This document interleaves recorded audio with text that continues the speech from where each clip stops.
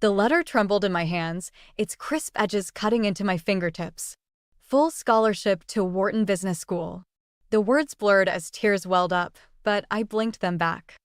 I couldn't let anyone see me cry, not here in the store, not anywhere. Another day, another story. But first, I'd love to know where my listeners are from. Comment your location below.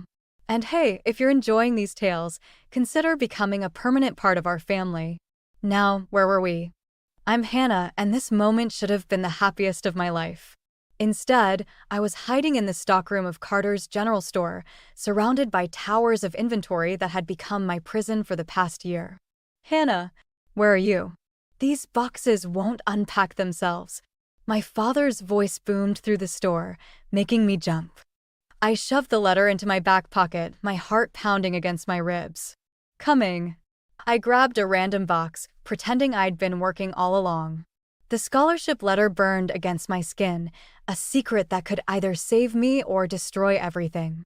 My father stood at the register, arms crossed, watching as Connor, my younger brother, charmed another customer with his rehearsed smile. See how natural he is with people? Pride dripped from every word. Born for this business. I bit my tongue until I tasted copper. Connor was 15, barely passing his classes, but he was the golden child, the chosen heir. I set the box down harder than necessary, making my father's head snap toward me. Careful with the merchandise, he snapped. Those are crystal wine glasses, not your teenage attitude.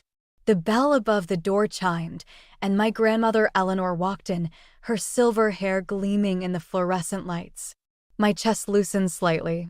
She was the only one who saw me, really saw me.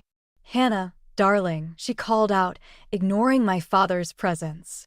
Ready for our Saturday business lesson? Before I could answer, my father stepped between us. Actually, Mother, Hannah needs to finish inventory today. We're short-staffed. Richard, Eleanor's voice carried that steel edge I'd always admired. Our lessons are non-negotiable. You agreed. I watched their silent battle of wills, counting the seconds until one of them broke. My father looked away first. He always did. Fine, but be back in 2 hours. We have a shipment coming in. Eleanor linked her arm through mine, leading me toward the door. As we passed Connor, he didn't even look up from his phone. Why should he? He'd never had to fight for anything in his life. Now, Eleanor said once we were seated in her office above the store, "Tell me what's bothering you. Your aura's all wrong today."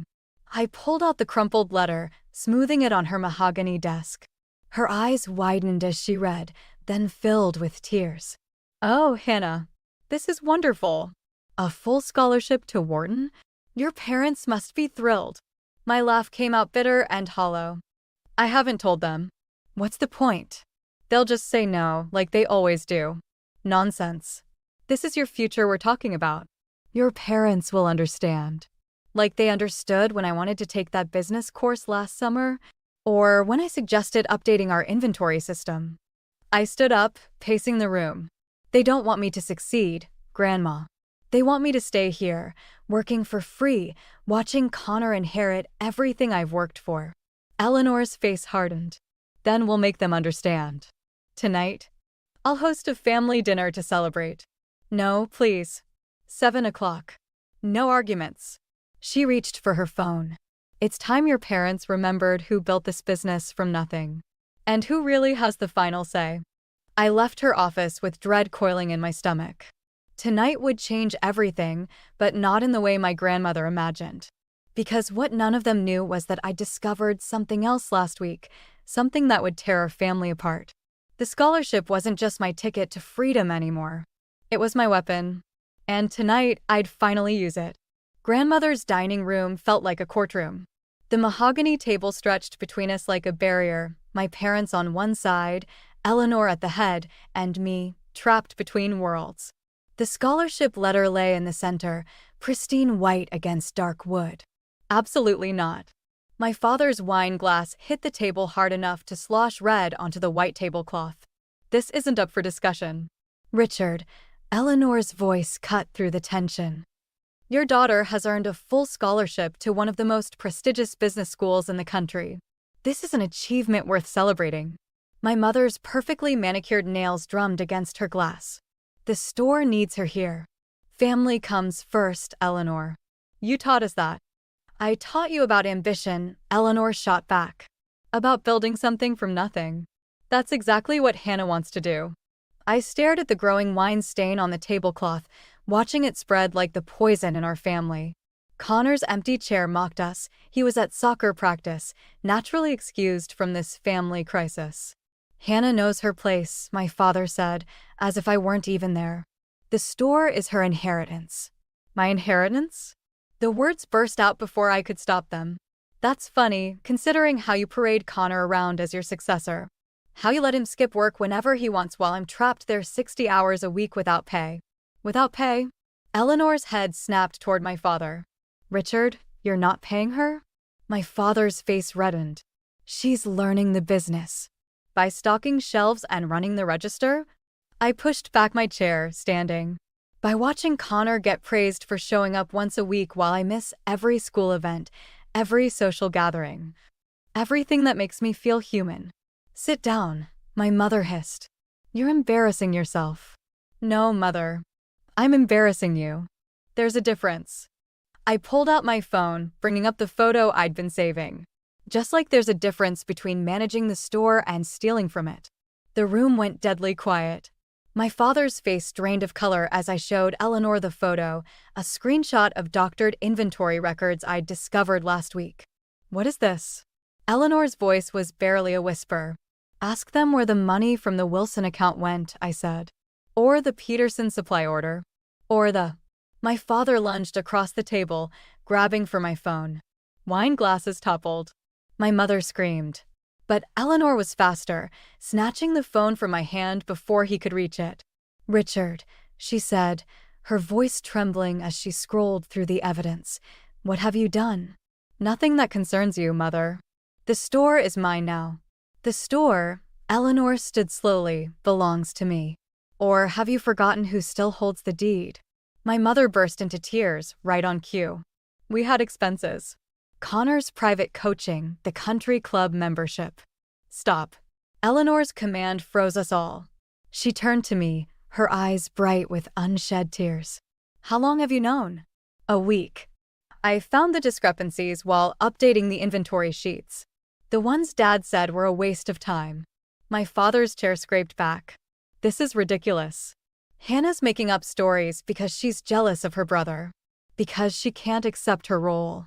Your daughter, Eleanor Cudden, has just shown more business acumen in 5 minutes than you have in 20 years. She'll make an excellent CEO after she graduates from Wharton. What? 3 voices spoke at once. You're going to college, Hannah. And when you graduate, you'll take over as CEO of Carter's General Store. Eleanor's smile was razor sharp. Your father and mother will work under you, at reduced salaries, until they've repaid every penny they've stolen. Unless, of course, they'd prefer I involve the authorities. My parents' faces showed everything: rage, fear, defeat. But I felt nothing. No triumph, no satisfaction. Just a hollow space where family should have been. I'll see you at work tomorrow, I said, gathering my things. Early shift, right? Don't worry, I'll do the inventory. I'm good at finding things people try to hide. I left them there, with their spilled wine and shattered illusions. Tomorrow would bring consequences, but tonight I had won. And it felt nothing like victory. The smell of fresh coffee and warm pastries wrapped around me like a shield as I tied my apron behind the counter at Megan's cafe. 3 weeks of secret morning shifts had taught me more about business than years at my family store. Here, my opinions mattered. My ideas were heard. And most importantly, I got paid. You're getting good at those lattes, Megan said, watching me create a perfect leaf pattern in the foam. Much better than serving hardware and paint samples, right? I froze, nearly spilling the drink. How did you? Small town, Hannah. Your family store is practically an institution. She smiled, but her eyes were serious. Don't worry, your secret's safe with me. Though I'm curious why you're hiding this from them. The bell above the door chimed before I could answer. My blood turned to ice as Connor walked in, his soccer team in tow. Our eyes met. His widened in recognition, then narrowed with calculation. In that moment, my 15-year-old brother looked exactly like our father. "Well," he drawled, approaching the counter. "This is interesting. What can I get you?" I kept my voice professional, praying he'd play along. "Does Dad know his perfect daughter is moonlighting at a coffee shop?" His teammates snickered. I felt Megan tense beside me. "Connor, relax," he cut me off, pulling out his phone. "I'm not going to tell him. Yet. But I might need some favors." My hands clenched around the counter. "That's called blackmail. That's called family." He mimicked our father's tone perfectly. "Speaking of which, Dad's looking for last month's inventory records. The ones you're supposedly updating. The ones that proved their theft. I'd hidden them in Eleanor's office, but if my father was looking for them..." "I have to go," I told Megan, already untying my apron. "Family emergency." "Family emergency or family prison?" Connor called after me. "Better hurry, sis. Dad's in quite a mood today." I ran the 6 blocks to the store, my heart hammering against my ribs. Through the front windows, I could see my father in Eleanor's office, rifling through her desk. The bell betrayed my entrance. He looked up, his face darkening when he saw me. "Where are they?" He descended the stairs 2 at a time.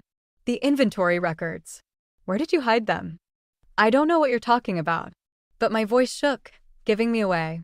He grabbed my arm, pulling me into the stockroom. "You think you're clever, don't you? Playing detective, running to your grandmother with lies." "They're not lies." I yanked free. "I saw the numbers. I saw what you and Mom did with Connor's college fund, with the store's profits." "You saw nothing." His fist slammed into a shelf, sending paint cans crashing. "You're a child playing at business. Your brother understands loyalty. Family. You? You're just like your grandmother, too ambitious for your own good. Is that why you're stealing from her?" The words hung between us like poison. His face transformed, becoming someone I didn't recognize. "Listen carefully," he said, his voice deadly quiet. "You will find those records and destroy them. You will apologize to your mother for upsetting her. And you will never, never speak of this again. Or I'll make sure Eleanor learns about your little coffee shop job.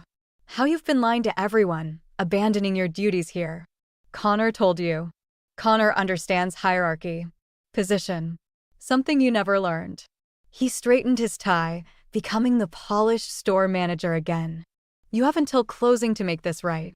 Don't disappoint me again." He left me there, surrounded by spilled paint and shattered illusions. My phone buzzed, a text from Connor. "Sorry, sis. But family comes first." I sank to the floor, paint seeping into my jeans. The records were safe in Eleanor's home office, not here. But for how long? And what would happen when my father realized that? My phone buzzed again. "Megan, whatever's happening, you have options. Come back when you can. We'll figure it out." Options. I stared at the message, an idea forming. My parents thought they had me trapped, but they'd forgotten one thing. I was Eleanor Carter's granddaughter. And she hadn't built an empire by playing nice. I stood up, paint dripping from my clothes like war paint. Time to show them what real family loyalty looked like. The cafe's morning rush kept me too busy to think, which was exactly what I needed. 2 weeks had passed since Connor's betrayal, and I'd managed to stay one step ahead of my father's search for the evidence. But my time was running out. "Your grandmother's here again," Megan whispered as she passed behind me. 3rd time this week. Eleanor sat in her usual corner booth, pretending to read the newspaper while watching me work. She hadn't mentioned my secret job, but her presence spoke volumes. I brought her usual Earl Grey, setting it down carefully. Is this a coincidence or an intervention? Can't a grandmother enjoy quality tea? She folded her paper, fixing me with that penetrating stare. Though I must say, your latte art is impressive. Almost as impressive as your ability to be in 2 places at once. My hands trembled slightly. I can explain. No need. She pulled out a manila envelope. I think these explain enough. Inside were copies of every doctored record I'd found, plus dozens more going back years. My father's theft ran deeper than I'd imagined. How did you? I built this business, Hannah. Did you really think I wouldn't have my own copies? She sipped her tea. The question is, why didn't you come to me directly? Before I could answer, Jason burst through the door, his face pale. Hannah, you need to see this. He thrust his phone at me. On screen was our local news website. Carter's General Store announces major expansion. Teenage son to head new location. There's more, Jason said quietly. Check the business filing. I scrolled down, my vision blurring as I read. My father had created a new corporation, transferring store assets into Connor's name. He was systematically draining the original business, Eleanor's business, into a new entity she couldn't touch. Well, Eleanor's voice cut through my shock. It seems your father's gotten creative with his theft. I have to stop this. I started untying my apron, but Eleanor's hand caught mine. No, you need to think strategically. Richard's making his move because he's desperate. He knows we have evidence of his earlier fraud. This is his attempt to secure Connor's future before it all falls apart. At your expense, I said. And mine. Actually, Megan joined our huddle, holding up her phone at everyone's expense. Your father just posted the store's new work schedule. You're down for 60 hours next week, all closing shifts. Unpaid, I assume. He's trying to force me out, I realized. Make it impossible for me to keep working here. Or study for finals, Jason added. Or graduate. Eleanor's face hardened. He's not just stealing money anymore. He's stealing your future. What do I do? The words came out smaller than I intended. You fight, Megan said firmly. Starting with this. She handed me an envelope. I was saving it for the right moment. Inside was a job offer, assistant manager position at the cafe, full-time, with benefits and tuition assistance for business classes at the local college. I can't accept this, I whispered. The store will survive without you, Eleanor cut in. The question is, will you survive with it? My phone buzzed, a text from Connor. Dad's looking for you. He knows about the cafe. Better come home now or things get worse. Things are already worse, I said, showing them the message. They have been for a long time. Eleanor stood, gathering her things. Then perhaps it's time to make them better. The question is, are you ready for what that means? I looked around, at Megan's encouraging smile, Jason's worried face, the cafe that had become more home than my house ever was. Then at Eleanor, who'd built an empire from nothing and was watching it be stolen piece by piece. Yes, I said, my voice stronger. I'm ready. Good. Eleanor's smile was sharp as broken glass. Because your father isn't the only one who can play the legal system. Shall we show him how it's really done? I took off my apron for the last time, folding it carefully. The war for Carter's General Store was about to begin, and this time I was choosing my side. The graduation gown felt like armor as I stood in front of my bedroom mirror. Downstairs, I could hear my parents hosting their annual graduation party, not for me, but for the family's social circle. My own celebration would come later, they'd said, after I'd earned it through summer work at the store. My phone buzzed with Eleanor's text, "Everything's ready. Are you sure about this?" Before I could respond, Connor appeared in my doorway. Dad wants you downstairs. Now. Since when are you his messenger? Since he found out about your secret bank account. Connor's face was uncharacteristically serious. Hannah, he's really angry. Maybe you should just what? Give up? Let him take everything. I pulled out my desk drawer, grabbing the USB drive containing copies of all the evidence. Like you did? I didn't have a choice. We always have a choice, Connor. You just made the easy one. Downstairs, the party chatter died as I descended. My father stood at the bottom of the stairs, holding my laptop, the one I'd bought with my cafe earnings. Care to explain this? He turned the screen toward me, showing my bank statements. Or how about these? He held up printed emails between Eleanor and her lawyers. My mother hurried the last guests out, her perfect hostess smile cracking. Richard, perhaps we should discuss this privately. No. His voice cut through the room. I want witnesses for this. I want everyone to see exactly what kind of daughter we raised. I reached the bottom step, acutely aware of Connor watching from above, of Jason hovering near the front door, ready with his car if I needed escape. You want witnesses? I kept my voice steady. Fine. Let's talk about the Wilson account. The Peterson orders. The new corporation you created in Connor's name. The color drained from his face. You ungrateful. Or maybe we should discuss this. I pulled out my phone, playing the recording I'd made last week, his voice clearly discussing how to hide assets from Eleanor's auditors. My mother lunged for the phone, but I stepped back. Don't bother. It's already backed up. Everything is. You're bluffing, my father said, but uncertainty crept into his voice. Am I? Check your email. Eleanor's lawyers should have sent the preliminary audit findings by now. He grabbed his phone, scrolling frantically. With each swipe, his face grew darker.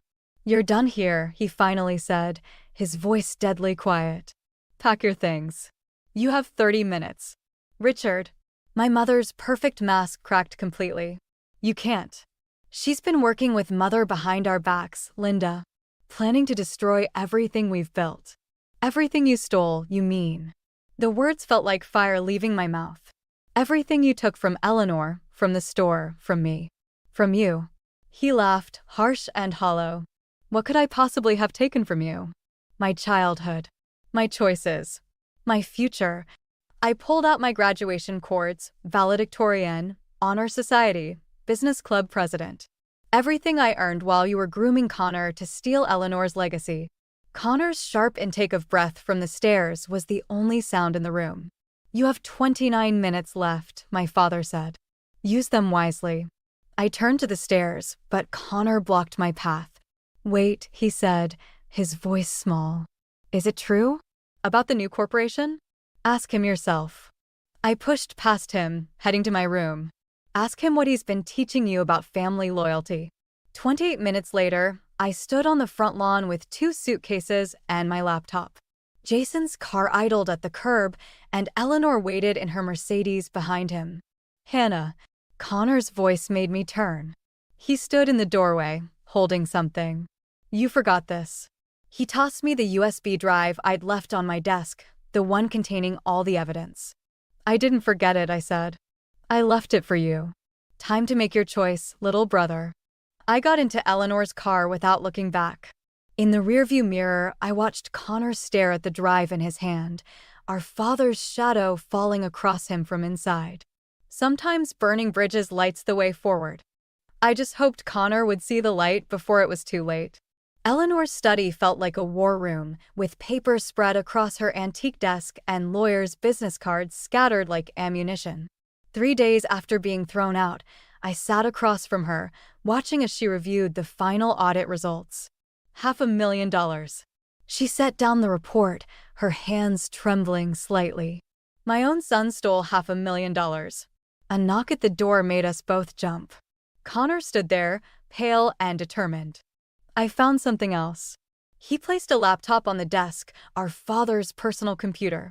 The password was my birthday. His laugh was hollow. Guess he never thought I'd use it against him. Eleanor opened a folder labeled New Ventures. Her sharp intake of breath drew me closer. He's selling the store, I whispered, scanning the documents. He's already found a buyer. Not just selling it, Connor's voice cracked. Liquidating it. Everything Grandma built, he's breaking it apart for quick cash. The papers are ready to sign tomorrow. My phone buzzed. A text from Jason. Your parents just went into the store. They're clearing out the safe. Now. Eleanor stood, suddenly every inch the business titan who'd built an empire. We move now. 20 minutes later, we pulled into the store's parking lot. My parents' car sat alone under the security light, casting long shadows. Remember, Eleanor said, let me do the talking. Hannah, you. The store's front window exploded outward, showering glass across the pavement. Through the broken window, I saw flames licking up the wooden shelves. No! Eleanor's scream pierced the night as we ran toward the building. Inside, smoke filled the air, and through it, I saw my father feeding files into the fire, my mother frantically emptying the safe. Stop. My voice was lost in the crackling flames. You're destroying everything. It was already destroyed. My father turned, his face illuminated by the fire. The moment you chose her over family. This is my family's legacy. Eleanor stepped forward, but the flames blocked her path. Everything I built. You built nothing. He threw another stack of papers into the fire. I kept this business running while you played mentor to her. I made the hard choices. I deserved. You deserved prison. Connor's voice cut through the smoke. He held up his phone, recording everything. And now you'll get it. Sirens wailed in the distance. My mother grabbed her purse, stumbling toward the back door. Richard, we have to go. It's over, Dad, I said, watching our family's history burn. Just stop. For a moment, something flickered in his eyes, regret, maybe, or recognition. Then he smiled, cold and final. You want to run this business so badly? Try rebuilding it from ashes. He threw the last files into the flames and ran, leaving us to watch everything burn. The firefighters arrived minutes later, but it was too late. The store, Eleanor's legacy, my inheritance, our family's foundation, was gone. Hours later, we sat in Eleanor's kitchen, covered in soot and defeat. My parents had vanished, taking whatever money they'd managed to grab. The police were looking, but we all knew they were long gone. The insurance won't cover it, Eleanor said quietly. Richard canceled the policy last month. Connor stared at his phone, still displaying the video of our father's confession. At least we can prove it was arson. And then what? I looked at my hands, black with ash. The store is gone. The inventory, the records, everything. Not everything. Eleanor pulled out a singed folder, the store's original business plan, written in her own hand decades ago. We still have this. And we have something your father never understood. What's that? Each other. She spread the burned papers on the table. The question is, are you ready to rebuild? Not for revenge anymore, but for ourselves. I touched the charred edge of her business plan, feeling the weight of legacy and loss. The store had been my prison, then my battleground. Now it was ashes. But maybe, just maybe, ashes were the perfect foundation for something new. Where do we start? Eleanor smiled, and for the first time that night, hope flickered stronger than the flames had. We start with the truth. All of it. Together. The police found my parents in a motel 3 states away. They'd managed to grab nearly $50,000 in cash before torching the store. But their escape plan ended at a casino where my father lost most of it in a desperate bid to win enough for a fresh start. Now, 2 weeks later, I stood in the courthouse hallway, watching them being led in for arraignment. Connor's video evidence and Eleanor's financial records had built an airtight case. Ready. Eleanor squeezed my hand. Connor stood on my other side, his usual cockiness replaced by something harder, more determined.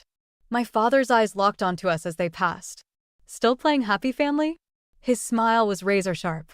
Wait until you see what rebuilding that store really costs. Richard. My mother's mascara was perfect, even in handcuffs. Don't what? Tell them about the second set of books? The ones Eleanor's father kept. He laughed as the bailiff pulled him along. Ask her where the store's startup money really came from. Eleanor's hand tightened on mine. Connor stepped forward, but I held him back. He's lying, Eleanor said, but her voice shook. He's trying to. To what? I turned to face her. What's he talking about? Before she could answer, the prosecutor approached. They're offering a deal. Full restitution, minimal jail time, if they reveal everything about the store's financial history. All of it. Going back to the beginning. Eleanor's face went ash-white. No. Grandma? Connor's voice cracked. What are you telling us? She pulled us into an empty conference room, closing the door. Your grandfather. He wasn't always careful about where he got his loans. When I took over, I cleaned everything up, made it legitimate. But the original money was dirty. The pieces clicked into place. Dad knew. That's why he felt entitled to steal. I built something good from something broken. Eleanor's composure cracked. Everything I taught you, Hannah, about business, about integrity, it wasn't lies. It was redemption. A knock at the door made us jump. The prosecutor again. They're ready to talk. All of you should hear this. In the small interview room, my parents sat across from us, still in handcuffs. My father's smile had grown wider. Tell them, Mother. Or shall I? Eleanor stood. I'll tell them myself. She faced Connor and me. Yes, your grandfather borrowed money from criminals. Yes, I knew when I took over. But everything since then, every dollar, every decision, has been clean. I spent 30 years making it right. By hiding the truth? My father's laugh was bitter. By pretending you were better than everyone else? I took what I deserved. You took from your children. Eleanor's voice cracked like a whip. From your family. Family? My mother finally spoke. You want to talk about family? Tell them about Richard's brother. The one who disappeared after threatening to expose everything. The room went silent. Connor grabbed my hand under the table. My uncle, I whispered. The one you said died in an accident? Eleanor sank into her chair. He was going to destroy everything I'd built. The legitimate business, the community trust, your futures. I didn't. I never meant. What did you do? Connor's voice was barely audible. Nothing. Eleanor's eyes were desperate. He took the money I offered and disappeared. I haven't heard from him since. My father stood suddenly, making his chains rattle. There it is. The great Eleanor Carter's true legacy. Buying silence, burying secrets, all while preaching about integrity. I looked around the room, at my grandmother's guilt, my parents' spite, Connor's confusion. Everything I thought I knew about right and wrong, about justice and revenge, blurred. Stop. My voice cut through the tension. All of you. This ends now. I pulled out my phone, showing them the screen. A video call connected, revealing a familiar yet strange face. Hello, Richard. My uncle smiled sadly. Eleanor. It's been a long time.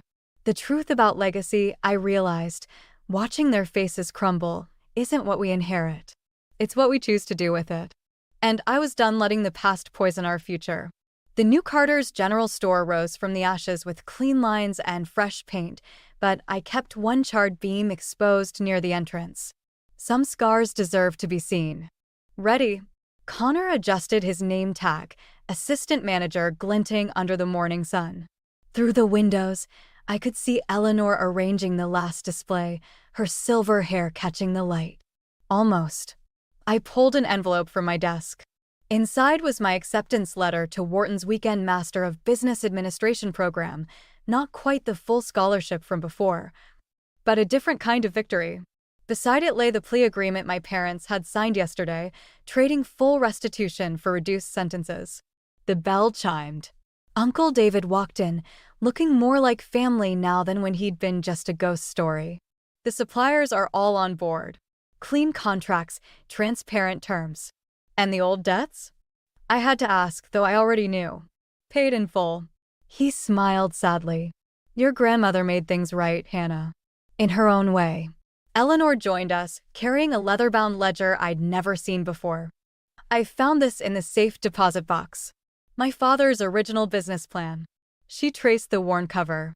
Along with this, she handed me a yellowed envelope, my name written in her elegant script. The date showed it was written 17 years ago, the day I was born. I always knew, she said softly. Even then, I saw something in you. The strength to break cycles, to build something better. I opened the letter, reading words written by a younger Eleanor to a baby she hoped would understand. To my granddaughter. Legacy isn't what we leave behind. It's what we choose to carry forward. Choose wisely. The morning light streamed through windows that had once been bars, illuminating the store we'd rebuilt together. Not just the building, but the foundation beneath it. Trust, truth, redemption. First customers in 10 minutes, Connor announced, flipping the sign to open. Think we're ready? I looked around, at Uncle David arranging local artisans' work where stolen inventory once sat. At Eleanor teaching Connor the proper way to balance a till, at the community bulletin board advertising local businesses, including Megan's Cafe. The security cameras my father had disabled now worked perfectly. The books were digitized, transparent, open to monthly audits. Every employee, family or not, earned fair wages and respect. Wait. Eleanor pulled out an old brass key. One last thing. She led us to the register, unlocking a drawer I'd never seen opened. Inside lay a single coin, the first dollar she'd ever earned. I think she pressed it into my palm. This belongs to you now.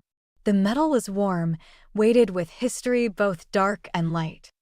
I could lock it away, let it become another family secret. Or I walked to the front window and placed it on display, right next to the charred beam. A reminder that legacy isn't just what we inherit, but what we choose to transform. The bell chimed again. Jason walked in, carrying coffee for everyone, a morning tradition he'd started when he helped us rebuild. Look who I found outside. Behind him stood a young girl, maybe 16, clutching a resume. I heard you were hiring? My parents want me to work for their company, but I was hoping. I recognized that look, the desperate need to write your own story. Connor did too, judging by his small nod. Come on in, I said, gesturing to my office. Let's talk about your future. Eleanor's letter crinkled in my pocket as I walked, its final words echoing. Choose wisely. We all had. And those choices had built something stronger than revenge, more lasting than justice. They'd built a future worth inheriting. The store's old sign still hung outside, but below it we'd added new words. Carter's General Store, building legacy, one choice at a time. It wasn't perfect. But then again, the best stories never are. Your lunch looks like pig slop. With those words, my boss belittled the lunch that my husband and daughter had lovingly made for me. I'd put up with her insults for a long time, but this time I couldn't hold back, and I finally stood up to her. Her harassment escalated after I stood up to her. Then tragedy struck when my husband was in an accident, and our life was turned upside down. Worn down in body and spirit, I finally quit my job. Fast forward a few years. Why do you always have it so good? My old boss said to me when we met again. My name is Remy. I live with my husband James and our 5-year-old daughter Mabel. Today's lunch looks delicious. Thanks, Mom. You're welcome. I'll probably be late from work today, so enjoy your time with Dad. Please pick up Mabel from the childcare center. Okay. This is a typical morning scene in our household. I'm always rushed and bustling about. Yet my husband and Mabel watch over me with smiles, never uttering a single complaint. I work in caregiving. It's a shift job with early and late hours, and overtime is common due to staff shortages. The work can be physically demanding, but I'm proud of what I do. It's my family's support that has enabled me to continue. Good morning. I arrive at work 5 minutes before start time. Remy, your hair's a mess. You take care of your family in the morning and then work full-time? You're truly amazing. My single colleague always praises me when I rush into the workplace. Blessed with good colleagues, I've been working hard, but enjoying my job. However, there's one person at my workplace who doesn't think well of me. Remy, you're cutting it close again today. You have a lot to do, so please come earlier and prepare. I'm sorry. The one who always finds something to complain about me is my female boss, Sissy, a veteran in this office. She's been here since I joined. From the beginning, I sensed she was harsh, but at first, she never said anything personal. If I asked her about work, she taught me well, and honestly, I relied on her in some ways. But since I returned from maternity leave, Sissy's attitude towards me has become harder. I didn't know why, but since others were also treated harshly by Sissy, I thought it was just her preference, and tried my best not to get on her bad side. One morning, I woke up to find that my husband and Mabel, usually sleeping beside me, were not in bed. Seeing the sunlight coming through the curtains, I was startled and looked at the clock. The clock hands were pointing at 7 o'clock. Oh no, I have to make lunch! I ran frantically to the kitchen. Good morning, Mom! I heard Mabel's cute voice from the kitchen. Sorry, I overslept! You must be tired from working late, so we let you sleep, just for a little while. We don't need lunch today, Mabel and I, so it's okay. All right, I went to sleep last night without even looking at the schedule for today. Today, Mabel had lunch at school, and my husband was out, so no lunches were needed. My husband and Mabel seemed to have refrained from setting the alarm, being considerate of my accumulated fatigue.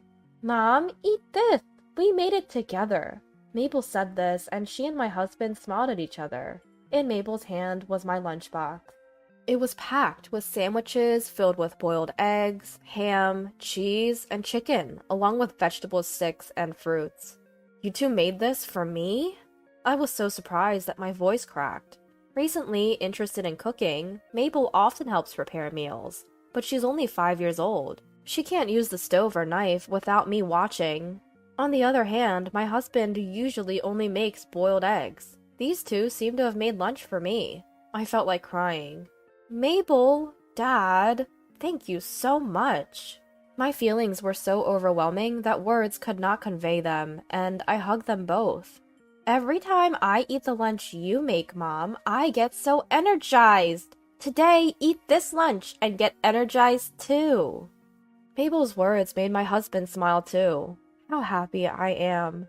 Thanks to them, my fatigue was completely gone, and I headed to work feeling light and happy. Then came the long-awaited lunch break. When I opened my lunchbox, a natural smile spread across my face. Sandwiches with finger marks, uneven vegetable sticks, slightly crushed fruits. Everything was adorable. I could see the two of them getting up early in the morning and working hard in the kitchen. Every bite made me feel energized. What are you so happy about? I suddenly glanced to the side, and there stood Sissy. Sissy peered into my lunchbox. Wow, that looks disgusting. Your lunch looks like pig food. Sissy said, laughing. What? Pig food? Normally, I would silently endure Sissy's insults without responding, but I just couldn't stand her insulting my precious family. I couldn't forgive her for calling the food that my husband and daughter worked hard to make for me pig food. Enough is enough! I slammed the desk and yelled. The break room fell silent. Sissy was momentarily taken aback by my outburst, but quickly glared back. It's the truth. You shouldn't defy your boss like that. You won't get away with it. With that, Sissy stomped away, her footsteps echoing. My blissful time was ruined. I closed my eyes to calm my anger. It's okay. I have my husband and Mabel. Thank you for the meal. I had finished the lovingly prepared lunchbox, and I felt recharged with energy and courage. I'll do my best this afternoon. As I returned to my desk, ready to work, I found a pile of colorful files. Wait, wasn't I supposed to be in charge of rehabilitation this afternoon? That's the thing. Sissy told Remy to do this, all by herself. Colleague said, pointing to the stack of files. These were files related to inventory management. By herself? I'll help once you're done. Colleague whispered, glancing at Sissy, before hurrying away. Inventory now? And all by myself? Today's overtime is confirmed. From that moment on, Sissy's harassment of me only worsened. You've been sighing a lot lately. Are you okay? I'm having a hard time getting along with my boss. I love my work, though. At home, I tried not to think about work, but my husband and daughter were worried about my constant sighing. Mom, don't overdo it. Encouraged by my husband and daughter, I managed to keep working. Then one day during work, I got a call from an unknown number. Hello, this is Sunshine Medical Center. May I speak to James's wife? That's correct. Your husband was in an accident and brought here. Thankfully, his life is not in danger, but could you come here as soon as possible? What? Yes, I'll be there right away. My husband's in an accident? I tried to calm myself with deep breaths, but my heart races faster and faster. A colleague who was working with me looks at me with concern. Just leave the rest to me, Remy. Calm down. After I explain the situation, my colleague sends me off with these words. Rushing back to the office, I catch Sissy's eye. It seems my husband's been in an accident and has been taken to the hospital. Huh. Sissy responds indifferently without looking at my face. I need to leave early. Just go on then. It doesn't matter whether you're here or not. Without even looking at me, Sissy says this with an eerie smile. Sissy's nagging continues, but I ignore her, hurriedly prepare, and leave the office. Arriving at the hospital, I find my husband's left leg wrapped in bandages. Remy, I'm sorry to have worried you. I broke my left leg, but as you can see, I'm fine. My husband waves both hands to show me. I was told that his life wasn't in danger, but until I saw him, I was beside myself with worry. Don't scare me like that anymore. I'm sorry. Tears of relief overflow as my husband gently takes my hand. He broke his femur and will be hospitalized for 2 months. It will be a few months until he can return to normal life and work. From now on, I'll support the family. I declared this in front of my husband to bolster myself. From that day on, our life changed completely. Although it was already quite busy, now I had to care for my daughter, work, and handle my husband's laundry, all by myself. I could only sleep for about 3 hours. Moreover, I had to adjust my work schedule for my daughter's childcare, drop-off, and pickup. My colleagues said, "We help each other in times of trouble." But Sissy took every opportunity to put me down. "You can't come early or stay late because of childcare? Normally, parents would help out or something. Anyway, it's because you're so spacey that you guys get into accidents. You and your family really are something, interfering with work like this." Huh. Sissy laughs snidely. If I could get my parents to come, I would have done so from the start. But both our families are far away, and there's no one nearby to rely on. Others were in the office, but no one cared. Well, if they spoke up to Sissy, they'd become her next target, so no one would risk defending me.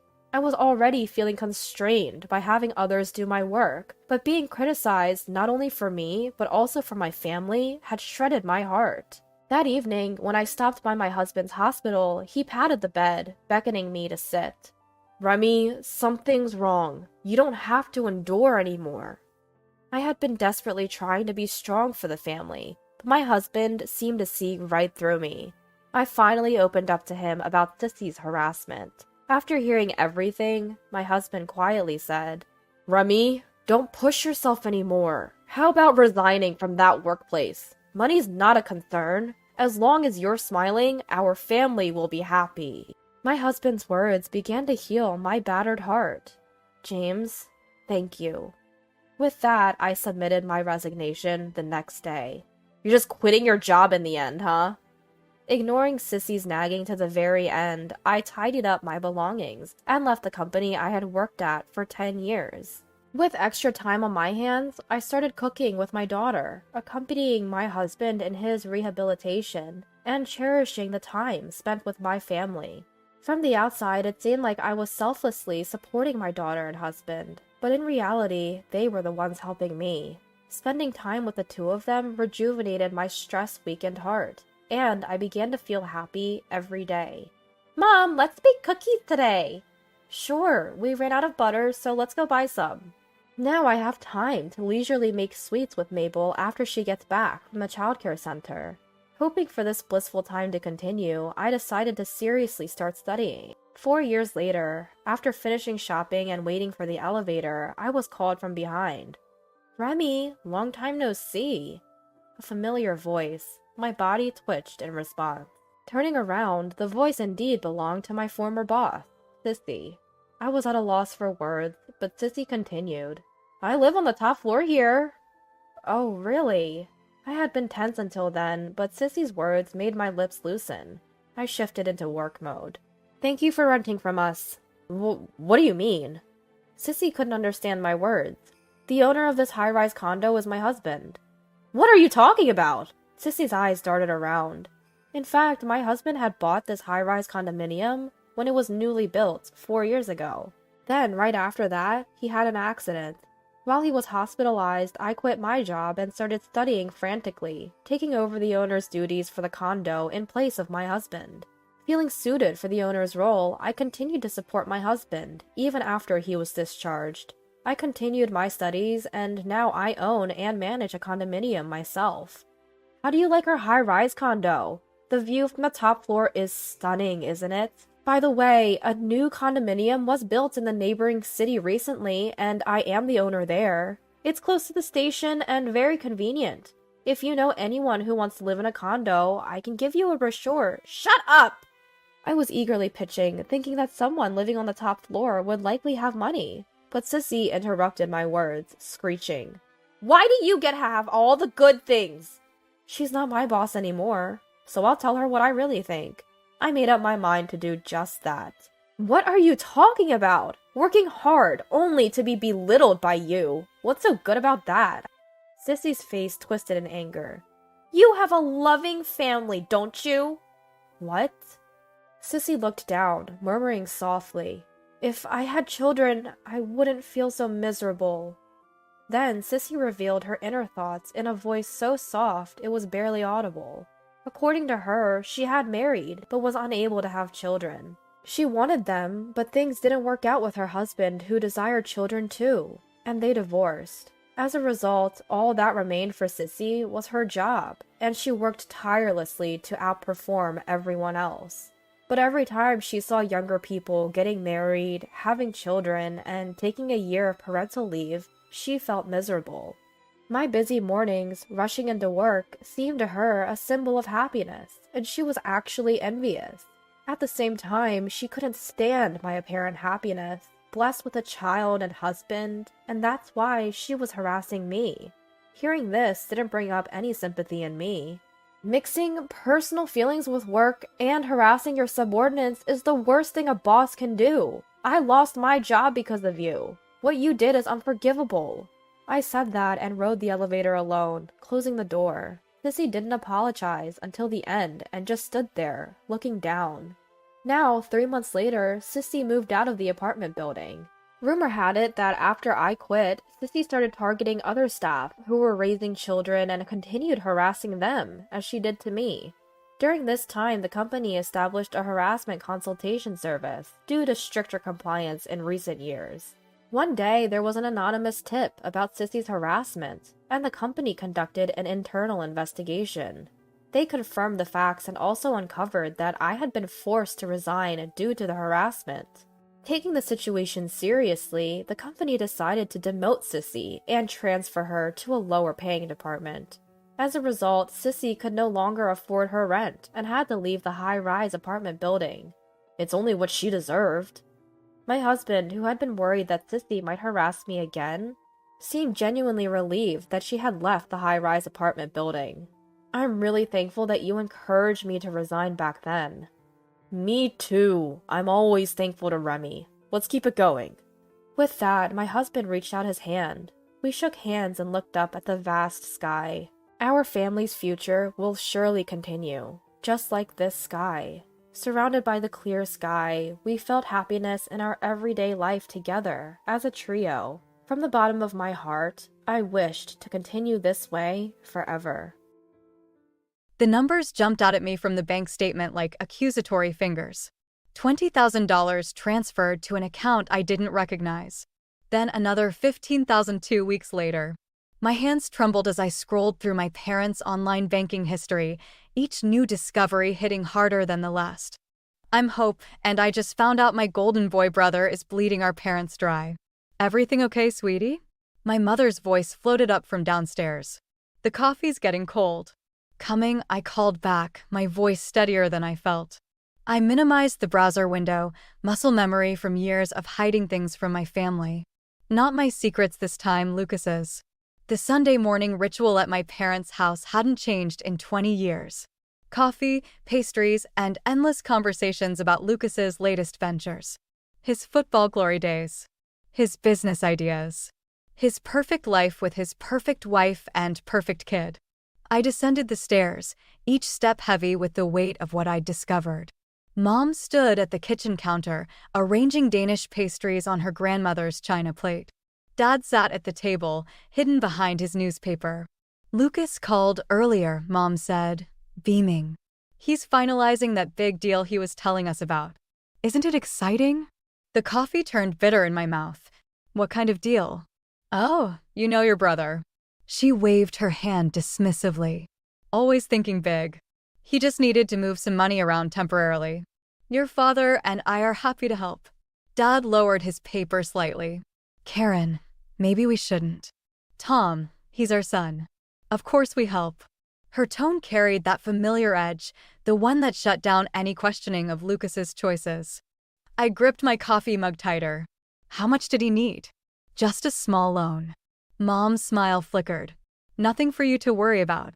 $50,000 isn't small, Mom. The silence that followed was deafening. Dad's newspaper crinkled as it lowered completely. How do you know that amount? Mom's voice had gone sharp. Because I saw the transfers. I saw them because I was helping Dad set up automatic bill payments, remember? The ones Lucas was supposed to handle months ago. You had no right to look at our private banking information. Mom's face flushed red. Someone had to. I stood up, my chair scraping against the floor. He's taking advantage of you both, and you're letting him. Your brother is building something important, Mom snapped. Sometimes businesses need capital. His last 3 businesses failed, Mom. The gym, the protein shake company, the sports app. Where did all that investment money go? Dad cleared his throat. Hope, maybe this isn't the time. When is the time, Dad? When they're broke. When Lucas has drained their retirement fund. That's enough. Mom slammed her hand on the counter. I won't sit here and listen to you attack your brother out of jealousy. The word hit like a slap. Jealousy. Their eternal explanation for any criticism I ever had of Lucas. Fine. I pulled out my phone and pulled up the banking app. Let me show you exactly what your precious son has been doing with your money. Mom turned away. I don't need to see anything. I trust Lucas. That's the problem. I looked at Dad, pleading. You have to see this. Please. He met my eyes for a moment, then looked away. Your mother's right, Hope. Lucas wouldn't. Unbelievable. I grabbed my purse. You know what? Keep burying your heads in the sand. But don't come crying to me when you're working at Walmart in your 70s because your retirement fund mysteriously disappeared. I stormed out, slamming the door behind me. In my car, I sat gripping the steering wheel, my knuckles white. My phone buzzed, a text from Lucas. Stay out of my business, little sister. You have no idea what you're getting into. I stared at the message, a cold smile spreading across my face. Oh, brother dear, you have no idea what I'm capable of. This isn't about jealousy anymore. This is about justice. And I'm just getting started. Nina's apartment always smelled like lavender and coffee, a combination that usually calmed my nerves. Not tonight. I paced her living room, clutching my phone with Lucas's threatening text still displayed. He's really done it this time, Nina said, curled up on her couch. Have you talked to Ella? Lucas's perfect wife? She probably helped him plan it.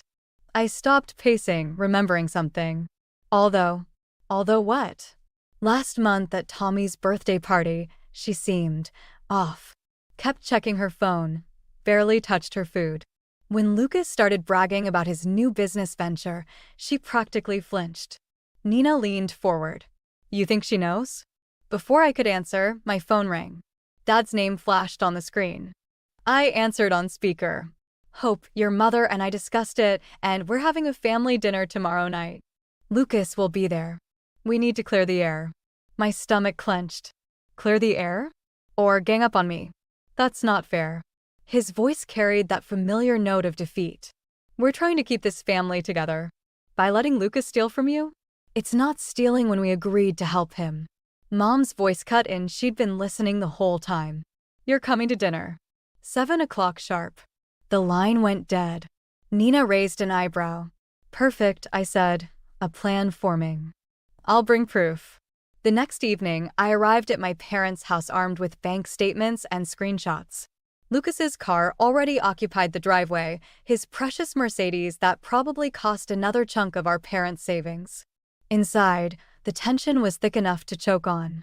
Mom busied herself in the kitchen, Dad helped set the table, and Lucas sat in his usual spot, looking smug. Ella stood by the window, bouncing their son Tommy on her hip. Hope, Lucas said, his smile not reaching his eyes. Good to see you're still concerned about my finances.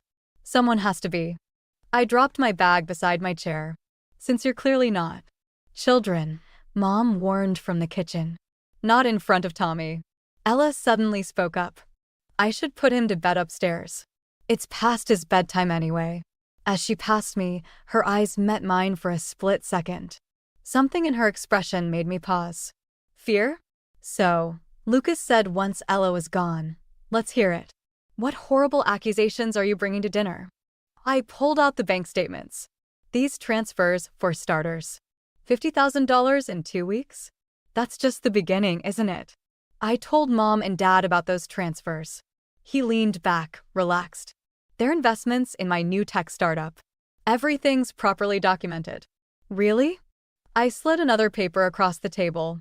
Because I called the bank. That account number you transferred to? It's a personal account in the Cayman Islands. The color drained from Lucas's face.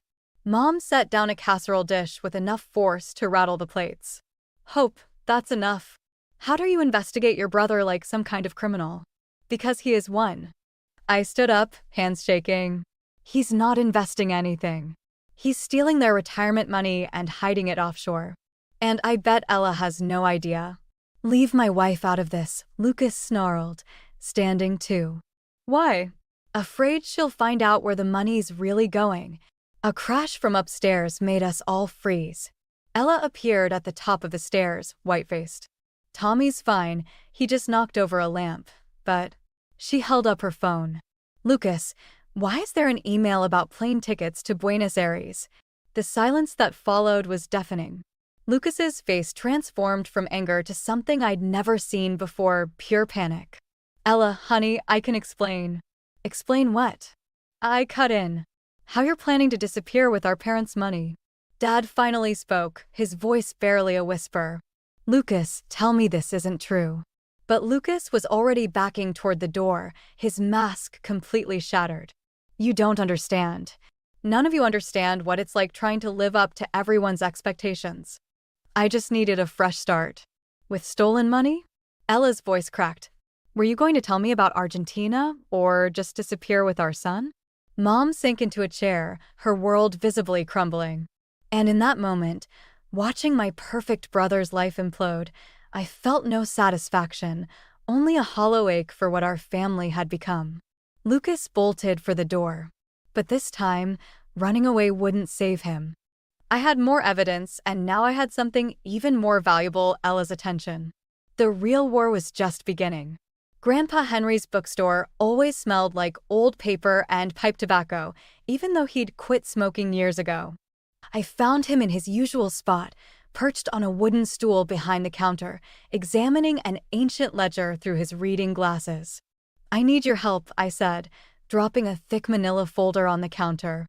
He looked up, eyes sharp despite his age. This about Lucas? You knew. I've watched that boy take advantage of this family for years. He closed his ledger. Your grandmother would have seen right through him. She always said Lucas had your Uncle Richard's eyes, beautiful but dangerous. I spread out the documents I'd gathered. Bank statements, failed business records, loan applications. A pattern emerged, each venture more desperate than the last. Look at this. I pointed to a document. He took out his second mortgage on his house without telling Ella. And here, he's been lying about his company's revenue to get more loans. Grandpa Henry studied the papers, his expression darkening. There's more, isn't there? I hired a private investigator. I pulled out another document. Lucas has gambling debts. Big ones. The kind that attract dangerous people. The bell above the door chimed. Ella walked in, Tommy balanced on her hip. Her eyes were red-rimmed. I thought I'd find you here, she said. Lucas came home last night. He's saying you fabricated everything. Did he explain the plane tickets? She shifted Tommy to her other hip. He says it was a business trip he was planning. That you're twisting everything because you're jealous. Jealous. I laughed, the sound harsh even to my ears. Show her, Grandpa. He handed Ella the mortgage document. Her hands trembled as she read it. This can't be right, she whispered. We agreed no major financial decisions without consulting each other. There's more. I hesitated, then pulled out the gambling records. He owes people money, Ella. Dangerous people. The color drained from her face. How much? Over 200,000. Tommy started fussing. Grandpa Henry quickly produced a cookie from behind the counter. He'd always kept treats for young visitors. I should have seen it, Ella said, watching Tommy nibble the cookie. The late-night phone calls. The way he'd jump whenever his phone buzzed.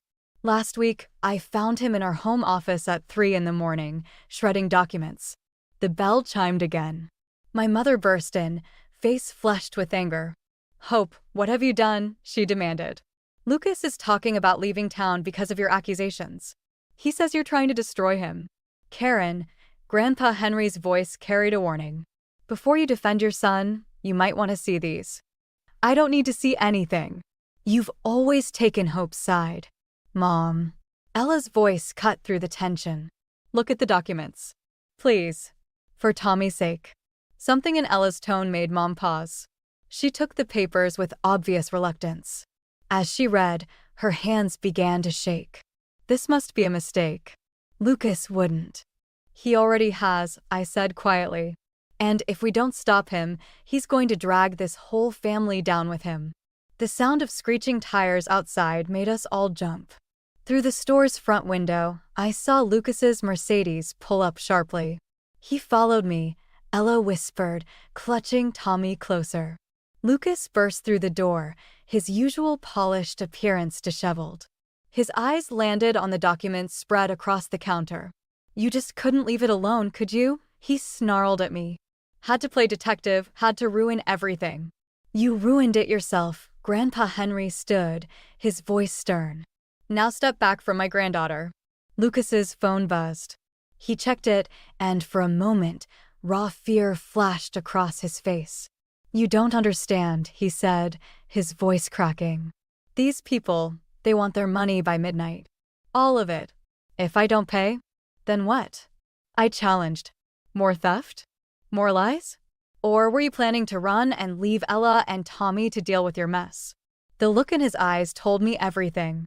My perfect brother, the golden child, was finally out of options. And for the first time in our lives, I held all the cards. The lawyer's office felt too small for the weight of what I was about to do. Papers scattered across his desk, affidavits, bank records, and a restraining order application that made my stomach turn. "Once we file these," Mr. Patterson said, tapping the documents, "there's no going back. Your brother could face serious charges." My phone buzzed again, the 15th call from Mom in 2 hours. I silenced it without looking. "What about my parents' money?"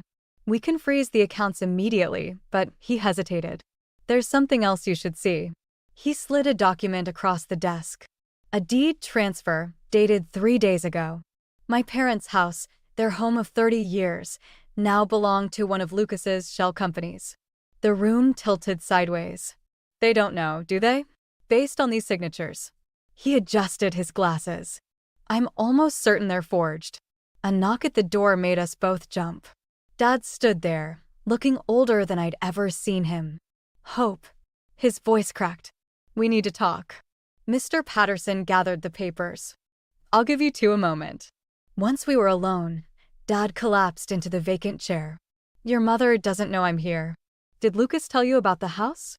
His blank expression answered my question. "Why are you here, Dad?" He pulled out an old envelope, yellowed with age. "I found this in your grandmother's things after she died. She made me promise to keep it safe." His hands shook as he opened it. "It's about Lucas." Inside was a DNA test from 28 years ago. My heart stopped as I read the results. "Lucas isn't yours? Your mother had an affair with Richard, my brother. The star athlete, the golden boy." He laughed bitterly. "I've spent 28 years trying to love a son who reminded me every day of my brother's betrayal. Does Lucas know?" "No, but I think he sensed it somehow. The way I could never quite." He trailed off, staring at his hands. "Why tell me now?" "Because I'm done protecting other people's lies." He straightened up. "I want to sign whatever papers you need. It's time someone in this family stood up for what's right." My phone buzzed again, this time a text from Ella. "Lucas is gone. Took everything from our accounts. Police are here." Before I could respond, another text came through, this one from Lucas himself. "You want to play hardball, little sister? Fine. Tell Mom and Dad to check their retirement accounts. All of them." My hands trembled as I pulled up the banking app. "Every account, empty." "He's cleaned them out," I whispered. "Everything." Dad's face hardened. "Call your lawyer back in." "Wait." I stared at Lucas's text. Something felt off. He's trying to scare us into backing down.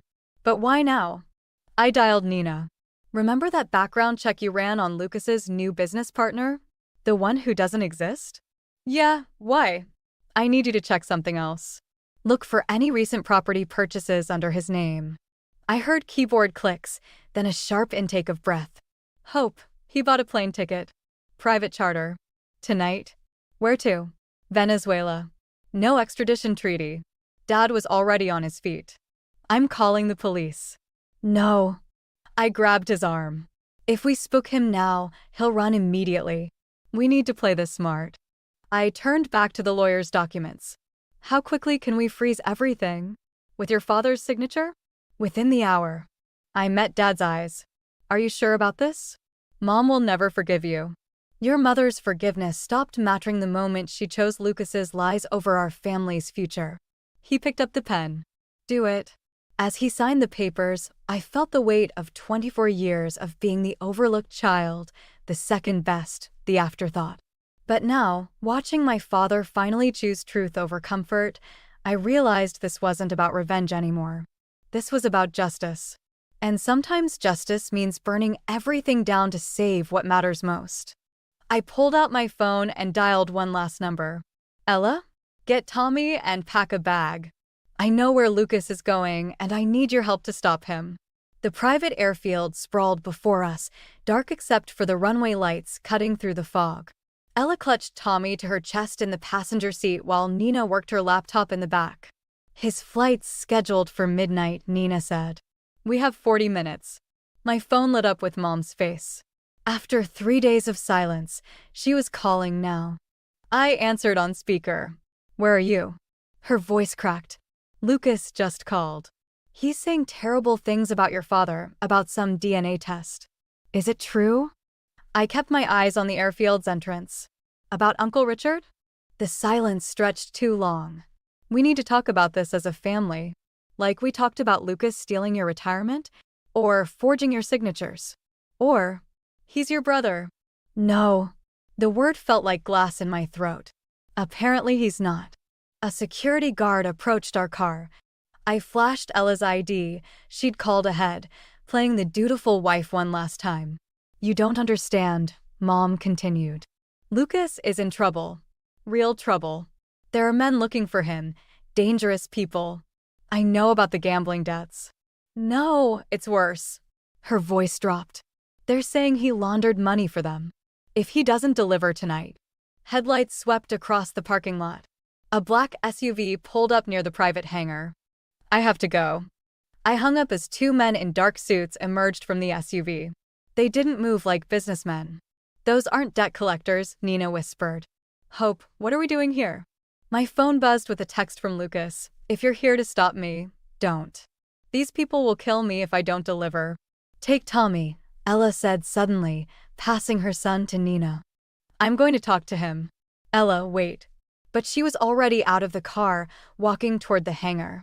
I followed, my heart hammering. Lucas stepped out of the shadows, looking haunted. The men in suits tensed. It's just my wife, Lucas called to them. And my sister. 10 minutes, one man growled. Then we leave with or without the money. Ella reached Lucas first. You were going to leave us? I was going to send for you. His eyes darted between us. Once I figured things out. You mean once you laundered their money? I stepped closer. That's what this is about, isn't it? Your new business partner, he's with them. I didn't have a choice. They threatened Tommy. Don't you dare, Ella hissed. Don't use our son to justify this. A car door slammed behind us. Dad emerged from the darkness, followed by Grandpa Henry. Hope texted me your location, Grandpa said, his voice steel. Did you really think we'd let you run? Lucas backed away. You don't understand. If I don't get on that plane, then what? Dad stepped forward. More lies? More theft? When does it end, Lucas? When I'm dead? Lucas laughed a hollow sound. Is that what you want? Dad? Or should I even call you that? The suited men moved closer. Time's up. Wait. I pulled out my phone, opened a banking app. I can transfer the money. Right now. Everyone froze. Hope, don't, Dad warned. It's my trust fund. I met Lucas's eyes. The one Grandma left me. The one you couldn't touch. Why would you? Lucas started. Because I'm giving you a choice. My finger hovered over the transfer button. Take the money, get on that plane. But if you do, you never contact this family again. You never threaten Ella or Tommy. You disappear completely. Or stay. Face what you've done. Let us help you the right way, with lawyers, with protection. But no more lies. The suited men shifted impatiently. Lucas looked at Ella, at Tommy in the car, then at the plane waiting in the darkness. Time to choose, brother. I held up my phone. Who are you really running from? The fog thickened around us as Lucas stared at the screen, his face reflecting the harsh glow of numbers that could buy his freedom or seal his fate. The police station's fluorescent lights made everything look sickly and unreal. I sat in the hard plastic chair, watching through one-way glass as Lucas talked to the detectives. Mom paced behind me, while Dad and Grandpa Henry sat silently in the corner. He's going to prison, Mom whispered. My baby is going to prison, and it's your fault. I didn't respond. My trust fund was gone, transferred to an account that would help Lucas make restitution. The money that was supposed to be my fresh start, my escape, now belonged to his victims. Detective Martinez stepped out of the interrogation room. Your brother's naming names. Big ones. The kind that make people disappear. So what happens now? Dad asked. Witness protection, probably. For all of you. Mom collapsed into a chair. All of us. These people he worked with, they don't leave loose ends. Martinez's face hardened. They've already made threats against Tommy. Ella burst through the door, face streaked with tears. They took him. They took my baby. The room exploded into chaos. Martinez barked orders into his radio while Mom screamed and Dad tried to calm Ella down. When? I grabbed Ella's shoulders. Where? The babysitter. She said 2 men came with papers, said they were from child services. Ella's voice cracked. I called the agency. They never sent anyone. My phone buzzed. Unknown number. Your brother's testimony for the kid. 1 hour. Come alone. I showed Martinez the text. He shook his head. We can't let you. It's my nephew. I stood up. And my mess to fix. Hope, Grandpa Henry caught my arm. This isn't your fault. But it was. I'd pushed Lucas into a corner, forced his hand. In my quest for justice, I'd put a child in danger. I have a plan. I looked at Martinez. But I need your help. 40 minutes later, I stood in the empty parking garage from the text, my heart thundering against my ribs. A black car pulled up, its windows tinted. A man stepped out, the same suit from the airfield. Where's Lucas? Where's Tommy? He nodded to the car. The back window lowered slightly, enough to see Tommy's sleeping face. Sedated, the man said. He'll wake up fine if you deliver. I need proof he's really okay. You're not calling the shots here. No. I pulled out my phone. Then I'll tell the FBI task force that's watching us right now to move in. Your choice. The man's face tightened. He opened the car door, revealing Tommy strapped into a car seat. I stepped forward, checking his breathing. Steady. Relief flooded through me. Happy? Now, where's Lucas? I straightened up. He's not coming. The man's gun appeared so fast I barely saw him move. That wasn't the deal. No, but this is. I held up my phone, showing him the live stream that had been running since I arrived. Say hi to your followers. All 100,000 of them.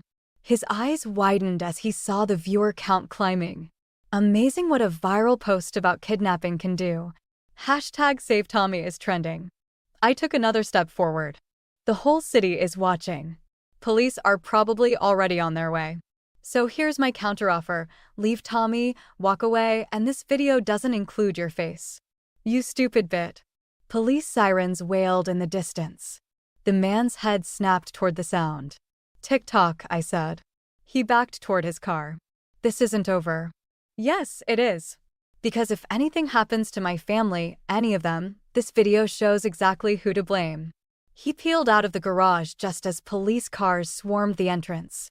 I grabbed Tommy from the car seat, holding him close as Martinez's team surrounded us. Targets fleeing north, Martinez barked into his radio. "You okay?" I nodded, watching Mom and Ella run toward us. But over their shoulders, I caught Lucas's eyes through the window of a police car. His face showed something I'd never seen before, respect. But it didn't matter anymore. I'd won, but the victory felt hollow. My family was fractured, possibly beyond repair. And somewhere in the city, dangerous men were plotting revenge.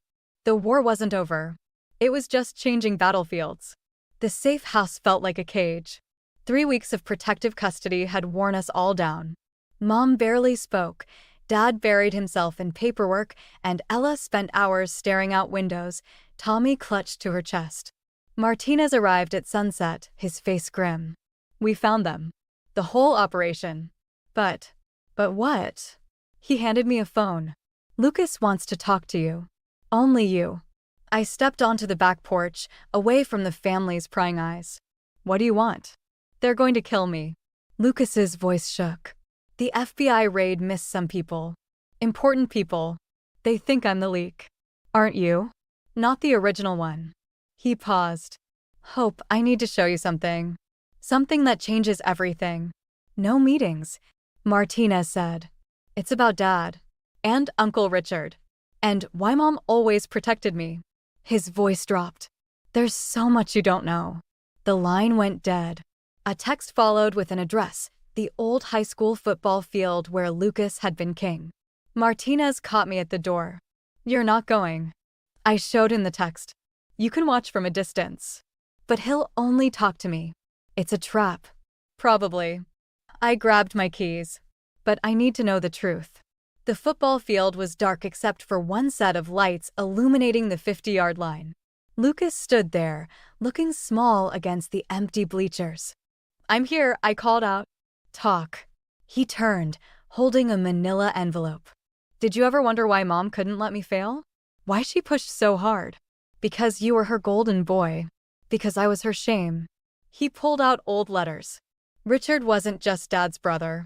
He was Mom's first love. The star athlete she was supposed to marry. Until his accident. Until she got pregnant with me. The accident happened after, when Richard found out she'd chosen Dad instead. My head spun. "Why are you telling me this now?" "Because Mom's not just protecting me. She's protecting herself. Her guilt, her choices." He laughed bitterly. "I was never supposed to be the good son. I was her penance." Movement in the shadows caught my eye. Men in dark clothes, moving closer. "You brought them here." "They followed me." His hands trembled. "I'm sorry, Hope. They said they'd kill Ella and Tommy if I didn't." "Bring the other leak?" A new voice cut through the darkness. The man from the parking garage stepped into the light. "We've been watching you, Hope. Your little livestream stunt cost us millions." More men emerged, forming a circle around us. Martinez and his team were nowhere in sight. "You know what's funny?" The man continued. "Lucas here wasn't the leak. Your mother was." Lucas's head snapped up. "What?" "Karen's been feeding information to the FBI for months. Trying to save her precious son." He raised his gun. "Too bad she was too late." "You're lying," Lucas whispered. "Ask her yourself." "Oh, wait." The man smiled. "You won't get the chance." Time slowed. I saw his finger tighten on the trigger. Saw Lucas step forward, maybe to run, maybe to fight. Then the night exploded with light and sound. "FBI, don't move." Spotlights flooded the field. Agents rappelled from the bleachers. Martinez's voice boomed through a megaphone. I dove for Lucas as gunfire erupted. We hit the turf hard. "Mom really was trying to save you," I gasped. "All this time." Lucas gripped my arm, eyes wide. "Hope I—" More shots. A bullet kicked up grass near our heads. "Shut up and crawl," I hissed, pulling him toward the sideline. As we reached safety behind a SWAT van, Lucas looked at me differently, not with his usual condescension or recent fear, but with something like awe. "You knew they'd follow me," he said. "You used me as bait. I learned from the best." I checked him for wounds. "Ready to tell the whole truth now?" He nodded slowly, watching as agents led the captured men away. Think Mom will ever forgive us? Maybe. I helped him up. But first, we have to forgive her. Grandpa Henry's bookstore smelled different now, fresh paint mixed with the familiar scent of old paper. I straightened the grand reopening banner while he arranged books in the newly restored shelves. Your grandmother would have loved this, he said, adjusting his glasses. Using your settlement money to save her store. Our store, I corrected. Besides, blood money should go to something good. The criminal case had ended with plea deals and asset seizures. The crime syndicate crumbled, its leaders scattered or imprisoned. Our family's share of the recovered funds came with strings attached to therapy, supervision, accountability. The bell chimed. Lucas stepped in, looking smaller in his court-mandated monitoring anklet. Need help with those boxes? I nodded toward the back room. As he passed, I caught Mom watching through the window, hesitating at the door. Dad stood behind her, his hand on her shoulder. They'll come in when they're ready, Grandpa Henry said softly. Lucas returned with a stack of books. Where do you want these? Fiction section. Under R for redemption. He almost smiled. Subtle. Learned from the best. I handed him another box. How's the counseling going? Better than prison. He shelved books carefully, methodically. Ella's thinking about letting me have supervised visits with Tommy. Good. Hope. He paused, a book half-shelved. I've been trying to figure out when it all went wrong. Not the money or the lies, but us. When did I stop being your brother and start being your enemy? Maybe when I stopped being your sister and became your competition. The bell chimed again. Mom finally stepped inside, Dad close behind. She looked around the restored store, tears in her eyes.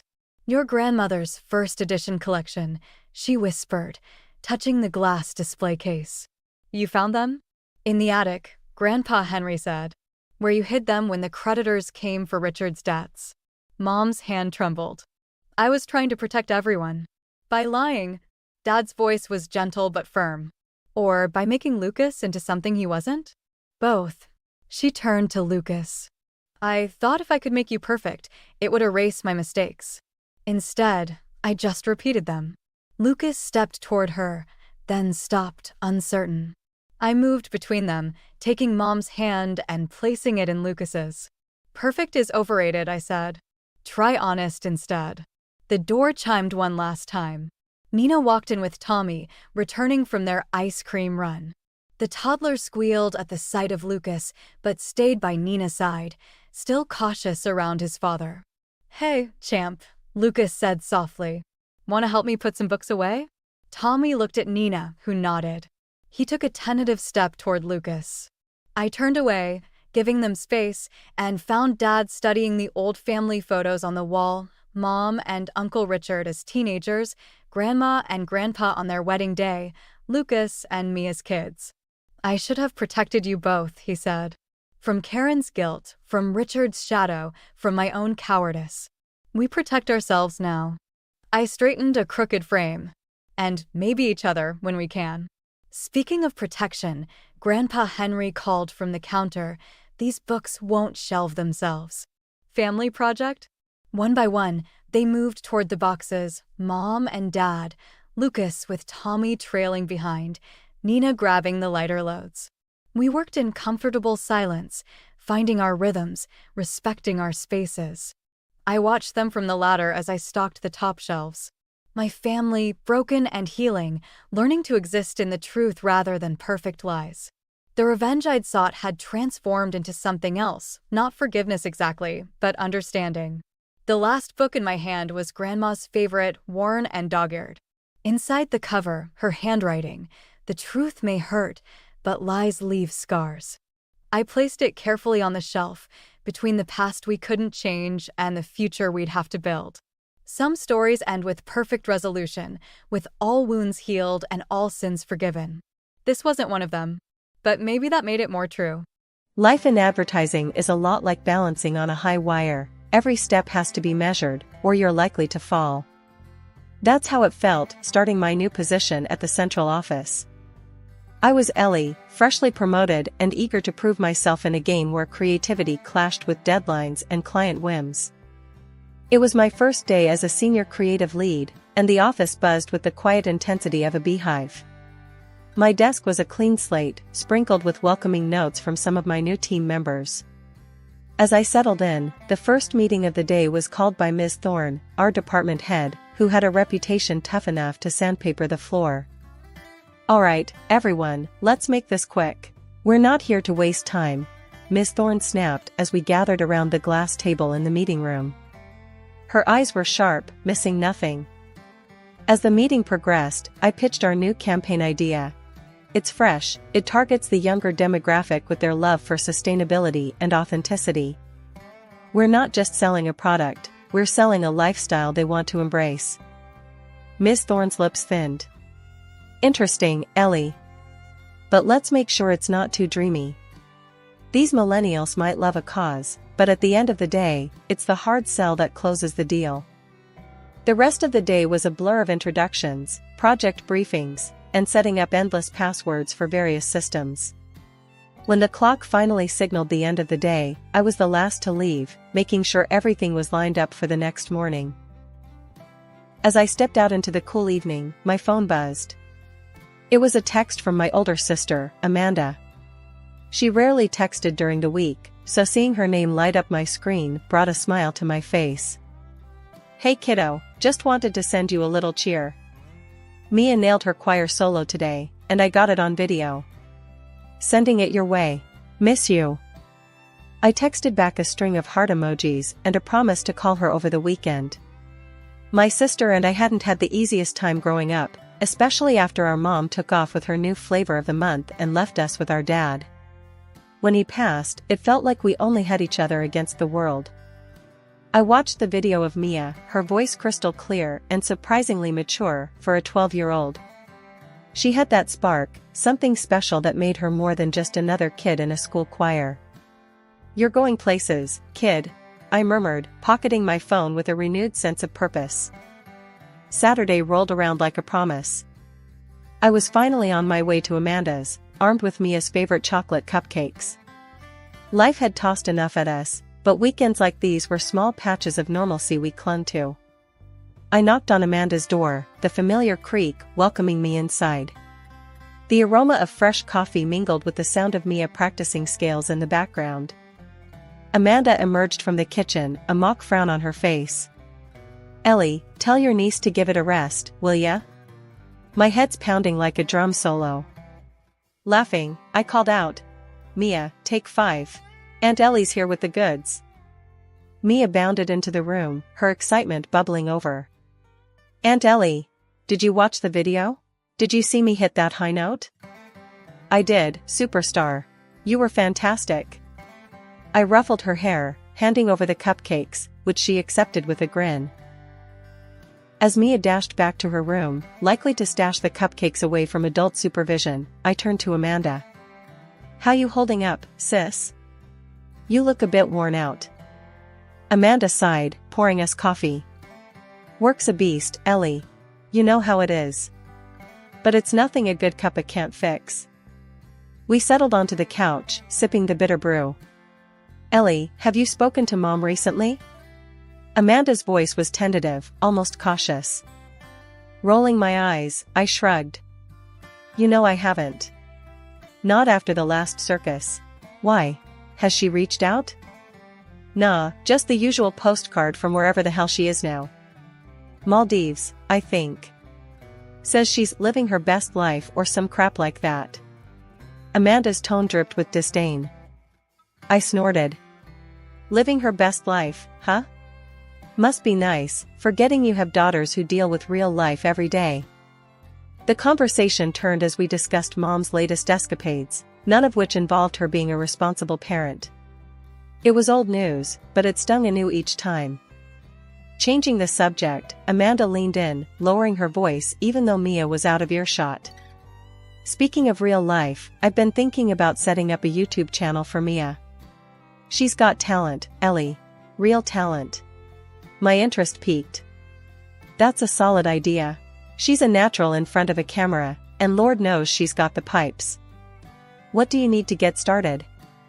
"Just some basic recording gear. Nothing fancy. I've saved up a bit. Plus, if it takes off, maybe it could help with her college someday.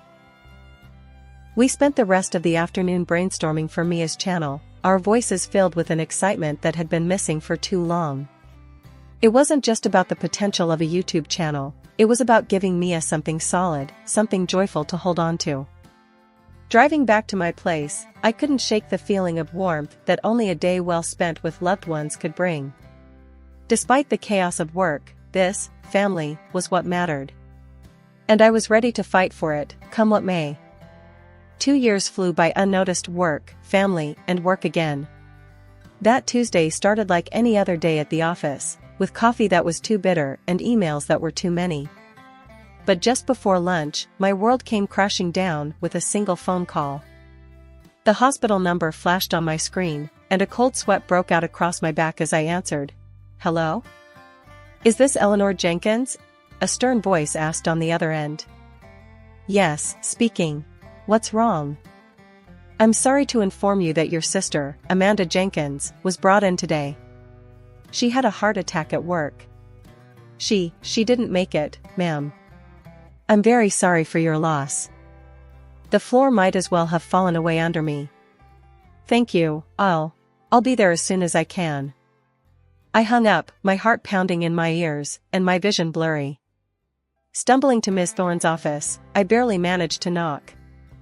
Miss Thorne looked up, her usual scowl in place. "What now, Jenkins? I hope you have a good reason for interrupting." "My sister, she died. Heart attack. I need to go to the hospital." I managed to choke out, the words tasting bitter on my tongue. Her eyes narrowed, assessing me like I was a faulty cog in her machine. "Jenkins, if you need time off again this month, I can't promise your job will be waiting." I stared at her, my grief turning to anger. "My sister just died. I'm going, whether my job's here or not."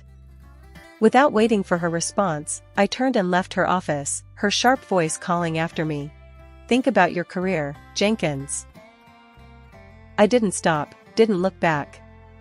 Grabbing my purse, I bolted from the building and hailed a cab, the hospital address spilling from my lips like a prayer. At the hospital, I was a zombie, signing papers I didn't read, nodding to words I didn't hear. It was over. She was gone. And then the hardest part came, telling Mia. I collected her from school, the normal smile she greeted me with tearing at my heart. As we sat in the parked cab, her smile faded, her eyes searching mine. "Aunt Ellie, why are you here? Where's Mom?" I took a deep breath, my voice a whisper. "Sweetie, something very bad happened. Mom had a big heart problem today. She didn't make it." Mia's face crumpled, her small body shaking with sobs. "No, that can't be. Mommy was fine this morning." I pulled her close, her tears soaking my shirt. "I know, baby, I know. I'm so sorry." We sat there, the world outside continuing as if nothing had changed, as if my sister wasn't just gone. But for us, everything had stopped. The cabbie, bless his heart, did not bother us, and even turned off the meter. Later, we went back to Amanda's house, a place now hallowed by her absence. I tucked Mia into bed, the silence oppressive. That night, I didn't sleep. I sat in the living room, surrounded by reminders of my sister, the weight of my new reality pressing down on me. The next morning, I had to make the call I dreaded most. My fingers were stiff as I dialed our mother's number, the phone heavy in my hand. She picked up on the third ring. "Yes? Mom, it's Ellie. Amanda died yesterday. Heart attack." There was a pause, and then, "Oh. Well, I'm on vacation. What do you expect me to do?" Her words were like ice. "I thought you should know. The funeral will be next week." Another pause. "I see. Was there a will? Anything left behind?" I clenched my teeth, anger flaring. "That's all you have to say? What do you want from me, Eleanor? I have my own life." "Yeah, I can see that. Don't worry about the funeral. You won't need to disrupt your precious vacation." I hung up, the phone shaking in my hand. That was it then. I was all Mia had now, And I'd be damned if I let her down like our mother had us. The funeral was last Thursday. It was as simple and quiet as Amanda herself had been. Not many people, just close friends and family, well, minus our mother, who couldn't be bothered to show up. Since then, every day has been a sprint through a maze of legal paperwork for Mia's custody and endless school runs. I've been burning the candle at both ends, trying to keep my job at the agency while being there for Mia. But today, everything caught up with me. Walking into the office, the first thing I noticed was someone else sitting at my desk. My stomach did a flip. She looked up, a faux smile plastered on her face, like she was waiting for this moment. Confused, I marched straight to Ms. Thorne's office. She was expecting me, standing by the door with that look she has, like she knows something you don't. "Ellie, come in. Have a seat." She gestured to the chair across from her desk with a too sweet tone. I didn't sit. "Why is someone in my seat?" My voice was more of a growl than I intended. Miss Thorne folded her hands on the desk, her eyes gleaming a bit too brightly. "Ellie, let's not make this harder than it needs to be. Your frequent absences have been problematic. We've made the decision to move forward with someone else in your position." "My sister died, Miss Thorne. I was taking care of my niece. You knew this." My hands were shaking, but I kept my voice steady. "And I am truly sorry for your loss, Ellie, but business is business. We need someone reliable. You're free to collect your things. Best of luck." I stood there, stunned, my ears ringing with her words. Without another word, I turned and left her office. Collecting my things took less than 5 minutes. The new girl at my desk didn't meet my eyes. Walking out of that building felt like leaving a part of my life behind. I hailed a cab, sinking into the seat as the city blurred past. My mind raced. What were Mia and I going to do now? How long could we last on what I had saved? Where to? The driver glanced at me in the rearview mirror. "Just drive for now," I said, pulling out my phone to check my bank app. The numbers weren't comforting. Rent was due in 2 weeks, and there were still groceries, Mia's school stuff. It piled up so fast it made my head spin. Walking through the door earlier than usual had Mia staring at me like I was a ghost. "What's up, Aunt Ellie? Why are you home so early?"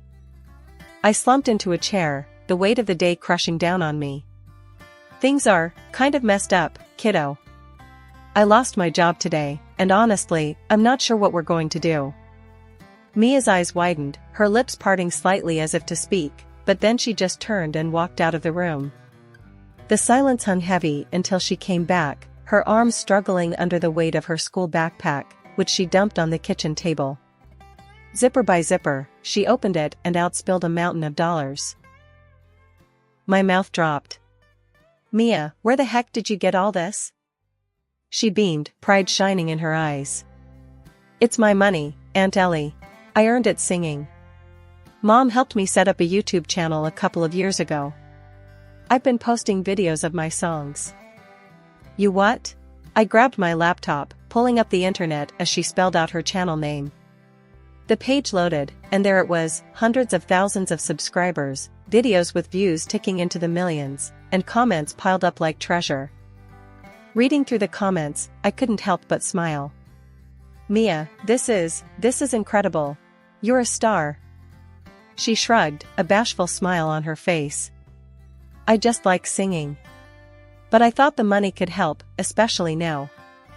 I pulled her into a hug, my mind racing with possibilities. "Help? Kiddo, you just saved us. But we need to manage this right. Officially, I mean." Over the next few days, I was a whirlwind of activity. I contacted an accountant friend who helped set up a trust for Mia's earnings and sorted out the tax details. I officially registered myself as her manager to keep everything professional. With the business side tightened up, I dove into the creative. We brainstormed video ideas together, planned out a schedule, and I even reached out to vocal coaches to refine her already impressive skills. Our living room turned into a makeshift studio, where Mia recorded her new songs. I learned quickly, handling the camera and editing videos late into the night. Every upload brought in more subscribers, more views, more revenue. Feeling bold, I used some of the funds to launch a targeted ad campaign on social media. "We're going big, Mia," I told her as I set up the ads. "Let's show everyone what you've got." Mia's next video blew up bigger than we could have imagined. It was a cover of a popular song, her voice adding a depth that the original lacked. Comments poured in, praising her unique style and emotional delivery. As her manager, I kept my eye on the business side, ensuring Mia stayed grounded and focused on her schoolwork too. "We gotta keep things balanced, Mia. School's just as important." A few months later, Mia was invited to perform at a city concert, sharing the stage with local artists who were household names. Watching Mia step onto the stage, her confidence blooming under the spotlight, was a moment of pure joy. It had been a few months of smooth sailing. Mia's channel was thriving, and we were starting to see real stability. Just as I was beginning to relax, a curveball slammed into us. I got a notification that nearly knocked the wind out of me. My mother was filing for custody of Mia. I stared at the screen, disbelief coursing through me. After all these years, now she shows up? And for what? Money, obviously. It boiled my blood just thinking about it. I decided to call her, but not without hitting the record button on my phone first. I needed to capture every word. "Hello?" Her voice was as cold as I remembered. "Mom, it's Ellie. I got the notice about Mia. What are you playing at?" There was a pause, and then that all too familiar calculating tone. "Ellie, darling, let's not pretend. I know about Mia's little singing career. Seems like she's going to be quite the cash cow, huh?" I clenched my teeth, keeping my voice steady. "She's a child, Mom. And she's not a ticket to Easy Street. What do you actually want?" Her laugh chilled me. "Straight to the point, I like that. It's simple, really. You give me $300,000, and I'll walk away. If not, my lawyers will take a good hard look at how you've been exploiting her." I couldn't believe what I was hearing. This was extortion, plain and simple. "You won't get a dime from us, Mom. And you won't get Mia either." She laughed again, that terrible sound. "We'll see about that, darling," and then she hung up. The phone call left me reeling, but also crystal clear about what I had to do. I contacted a lawyer, a good one who came highly recommended for family court battles. Sitting down in his office, I laid out everything. "She wants to take Mia away from me, claim I'm exploiting her. It's all about the money for her." I recorded our call. He listened, nodding slightly. "This is good, it's a start. We'll need more, though. Documentation of Mia's career, her schedule, how you manage her earnings. Transparency is our best defense. Everything's been above board. I've kept detailed records and receipts," I reassured him. "Good. And I'll need to talk to Mia, too. She'll likely have to testify about her living conditions and her work." The thought of Mia having to stand up in court made my stomach turn, but I nodded. "I'll prepare her. We'll do whatever it takes." Over the next few weeks, we pulled together everything. Mia's school records, statements from her vocal coach, video logs, financial statements. Mr. Green was thorough, leaving no stone unturned. As the court date loomed, nerves settled in like unwelcome guests. But we were ready. I had to believe that the truth would win out, that the judge would see through my mother's greed. The courtroom was colder than I remembered any place ever being, and the chill wasn't just from the air conditioning. My mother and her new husband sat across from us, looking smug. As the judge called the room to order, my stomach was in knots. My mother was called to the stand first. Her performance was something else, tears, shaky voice, the works. "I just want what's best for Mia. My daughter, Ellie, she's been forcing the child to work all hours, exploiting her for money. It's not a life for a young girl. I want to give her the stable home she deserves." Then it was our turn. My lawyer, Mr. Green, was calm and methodical. He laid out Mia's school records, showing her excellent attendance and grades. He presented logs of her work hours, well within legal limits for a child her age, and financial statements proving that the money from Mia's channel went into a trust solely for her use. As you can see, Your Honor, Mr. Green concluded, all allegations of exploitation are baseless. My client has gone above and beyond to ensure the well-being and proper management of her niece's talents and earnings. He then turned on the recording of the phone call I'd made to my mother. The courtroom was dead silent as her voice filled the space, her demand for money and her threats clear as day. My mother's face went white as a sheet when the recording ended. There was murmuring among the spectators. Mia then took the stand, her small voice steady and clear. I love my Aunt Ellie. She's taken care of me, made me feel safe after Mom passed. I want to stay with her. She's my family. The judge nodded, scribbling some notes. After what felt like an eternity, he finally spoke. Given the evidence presented, it's clear that the best interests of the child would not be served by changing her current living arrangements. The petition for custody by Mrs. Linda Jenkins is hereby denied. The gavel hit with a thud that echoed in the suddenly heavy air. My mother stormed out, her husband trailing behind her, both of their faces twisted in anger and defeat. Mia threw her arms around me, her relief palpable. We did it, Aunt Ellie. I hugged her back, my own relief flooding through me. Yes, we did, kiddo. I told you we would. 2 years have passed since the courthouse drama, and they've been the best years of my life. Mia and we've settled into a comfortable rhythm. She's not just thriving, she's shining, singing at concerts, charming thousands on YouTube, and growing up into someone truly special. One lazy Saturday morning, while we were planning out her next video shoot, Mia looked up from her bowl of cereal with a sparkle in her eyes.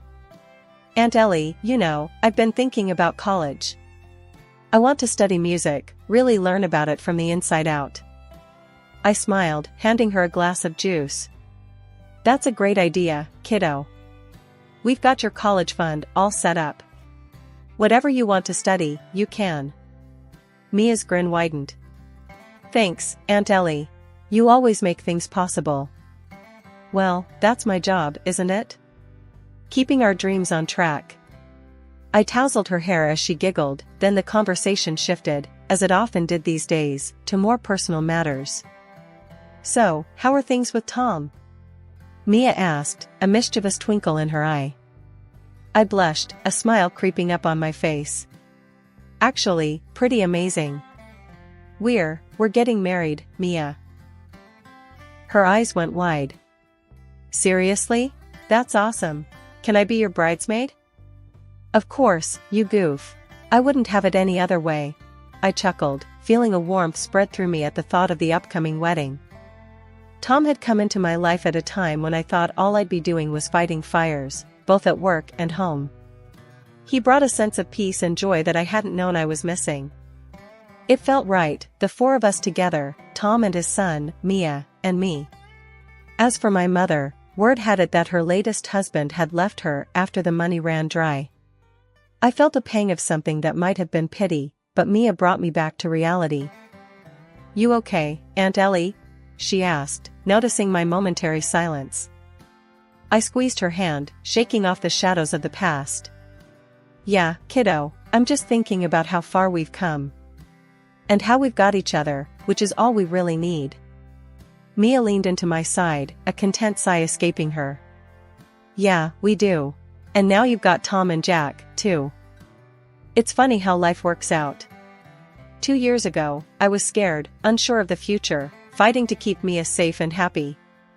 Now, here we were, planning a wedding, looking at colleges, and living a life full of love and laughter. That evening, as I sat on the porch watching the sunset, Tom came up behind me, wrapping his arms around my waist. You look happy, he murmured into my hair. I am. I really am, I replied, leaning back into his embrace. Life's turned out better than I could have hoped. With Mia's laughter floating out from her room where she was probably choosing songs for her next concert, and Tom's steady presence at my side, I knew this was exactly where I was meant to be. Moving forward, one beautiful, ordinary day at a time.